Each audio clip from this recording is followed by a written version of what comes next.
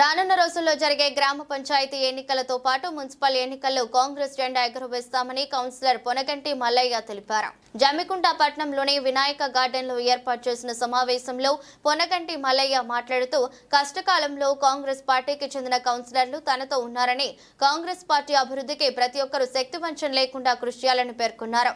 MLA Kaushik Reddy అనేకమైన ఇబ్బందులకు గురి చేసినప్పటికీ కాంగ్రెస్ పార్టీని వేడకుండా ఉన్న ప్రతి ఒక్కరికి కృతజ్ఞతలు తెలిపారు. కానున్న రోజుల్లో జరిగే గ్రామ పంచాయతీ మున్సిపల్ ఎన్నికల్లో కాంగ్రెస్ పార్టీ జెండా ఎగురవేస్తామని ధీమా వ్యక్తం చేశారు.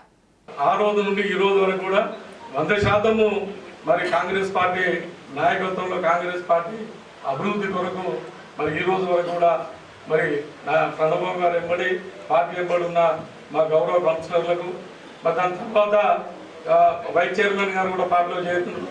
మరి వారికి మా శ్రీపతి నరేష్ కూడా చేరిన వారికి కూడా నేను హృదయపూర్వక చేస్తూ ఉన్నా.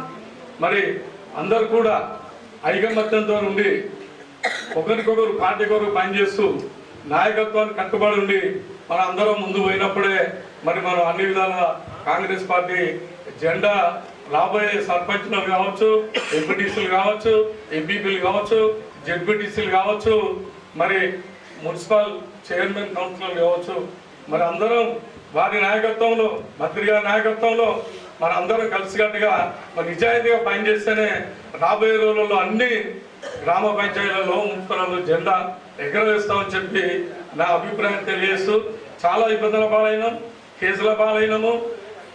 ఇప్పుడున్న సాధారణ సభ్యులు చాలా ఇబ్బంది పెట్టినప్పుడు మొత్తం అప్పుడున్న పరిస్థితులలో కూడా అందరు తెలుసు, అనుభవించిన వాళ్ళమే మేము.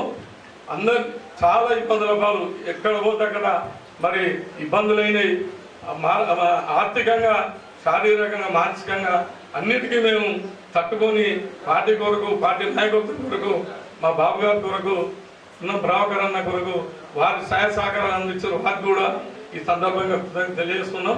తప్పకుండా రాబోయే రోజులలో మన అందరం ఏకతాటిపై ఉండి మన అందరము ఈ హుజరాబాద్ నియోజకవర్గంలో మరి అన్ని పదవులు గెలుచుకొని 2 మున్సిపాలిటీలలో కాంగ్రెస్ పార్టీ జెండా ఎగురవేసినప్పుడే మరి మన నాయకత్వం బలంగా ఉన్నదని, మన నాయకులు బలంగా ఉన్నారని, మన పార్టీ బలంగా ఉన్నదని చెప్పి మరి ప్రజలకు తెలియజేసే విధంగా మన అందరం కలిసికట్టుగా పనిచేయాలని చెప్పి తప్పకుండా కోరుతా ఉన్నాను.